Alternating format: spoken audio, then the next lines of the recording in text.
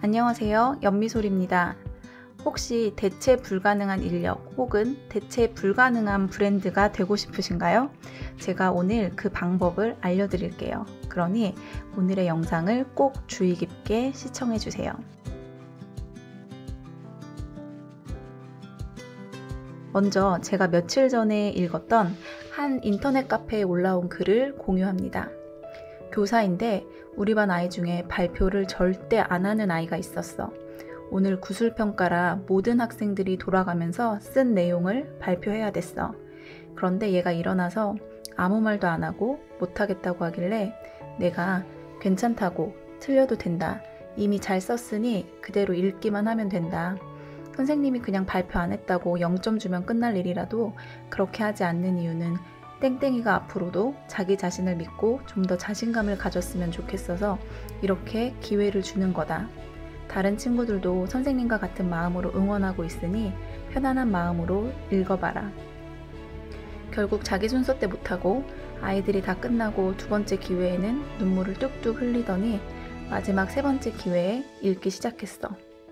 그런데 그 와중에 반 아이들이 종이에 땡땡아 힘내라 할 수 있다. 이런 종이를 친구한테 보여주고 평소에 시끄럽던 아이들이 조용히 숨소리도 안 나게 기다려주고 그 친구가 발표하자마자 너무 잘했다고 멋지다고 박수 가득 쳐주는 모습이 보기 좋더라. 그리고 집에 왔는데 선생님, 오늘 선생님과 친구들 덕분에 조금이라도 목소리를 내어 말할 수 있었어요. 갑자기 저도 말이 안 나오고 긴장했는데 선생님이 꾹 기다려주시고 애들도 많이 응원해줘서 점수를 받을 수 있게 되었어요. 선생님 감사합니다. 내일 뵙겠습니다. 라고 그 아이에게 메시지가 와 있었어. 이 글 아래 달린 댓글은 다음과 같았습니다. 감동적이다. 내가 저 여자애 같았어서 눈물 난다. 나도 눈물 난다. 제가 울고 있는 이유는 뭐죠? 이런 사람이 선생님이지. 나 왜 눈물 나? 등이었어요. 돈블리님들도 혹시 같은 감정을 느끼셨나요? 저는 이 글을 보고 저도 모르게 눈물이 나왔어요. 어디에 사는 누구인지, 몇 살인지, 공부는 잘하는지도 모르는 생명부지남의 이야기에 우리가 애틋함과 기특한 감정을 느끼며 함께 눈물을 흘린 이유는 무엇일까요? 이게 바로 스토리의 힘입니다. 우리는 스펙이 아닌 스토리를 가진 사람이 되어야 합니다. 그런데 많은 사람들이 그저 좋은 스펙이 좋은 결과를 가져다 준다는 오류에 빠져 있습니다. 만약 스펙이 성과의 가장 확실한 지표라면 투자금이 높을수록 그 브랜드는 성공해야 하며 학벌이 좋고 자격증이 많은 사람일수록 사람들의 존경과 그에 따른 합당한 보상을 받아야 할 것입니다. 스펙은 언제나 대체가 가능한 영역입니다. 스펙을 강조하는 사람들에겐 언제나 리스크가 존재하게 됩니다. 내가 가지고 있는 것보다 더 높은 스펙의 것들이 생겨나면 그 자리를 언제고 내어줘야 하기 때문입니다. 여러분은 삼성의 수장인 이재용 회장을 보면 어떤 생각이 드시나요?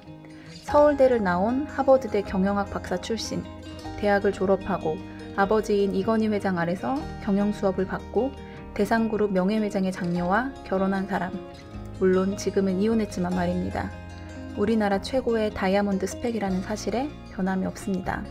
반면 스티브 잡스는 어떤가요? 미혼모의 아이로 태어나 일찍이 입양이 되었던 그는 대학에 입학한 지 6개월 만에 자퇴를 했습니다. 그리고는 친구와 함께 차고에서 애플의 모태가 되어준 매킨토시를 만들었어요. 두 명이서 시작했던 사업은 10년 만에 4,000명의 직원이 있는 거대한 기업으로 성장했으나 잡스는 본인이 만든 회사에서 쫓겨나게 되었습니다. 당시 잡스는 본인을 실패의 아이콘으로 여기며 실리콘밸리에서 도망치고 싶었다고 했습니다. 하지만 이내 마음을 다잡고 픽사를 만들고 넥스트를 만들어 결국 애플에 다시 들어가게 되었죠. 애플의 제품에는 스펙이 아닌 스토리가 담겨 있습니다. 애플의 광고를 보면 그 어디에도 애플의 스펙에 관한 내용은 찾아보기 어렵습니다. 그저 인간에 초점을 맞춘 하나의 스토리만 보여질 뿐입니다. 우리는 스펙 좋은 애플 제품을 구매하는 것이 아니라 잡스가 차고에서 만든 애플을 구매합니다. 스토리는 언제고 스펙을 이깁니다. 그러니 돈블리님들, 나를 스펙으로 가득 찬 사람이 아닌 스토리로 가득 찬 사람으로 만들어 보세요. 브랜드도 마찬가지입니다.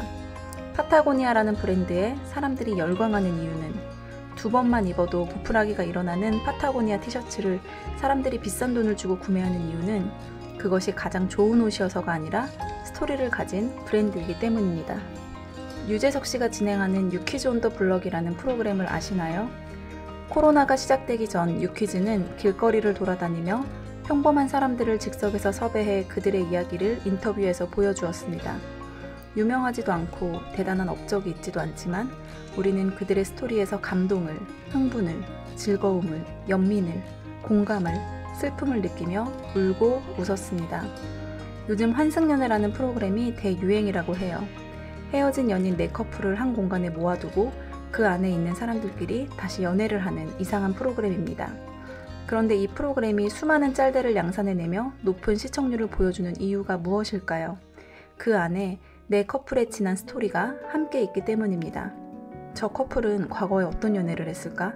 그런데 왜 헤어졌을까? 저 둘은 다시 연결되고 싶어 하는 걸까? 아니면 새로운 사람들을 만나고 싶어서 나온 걸까? 그 안에 담긴 스토리들이 기존 연애 프로그램에선 찾아볼 수 없던 포맷이기 때문입니다.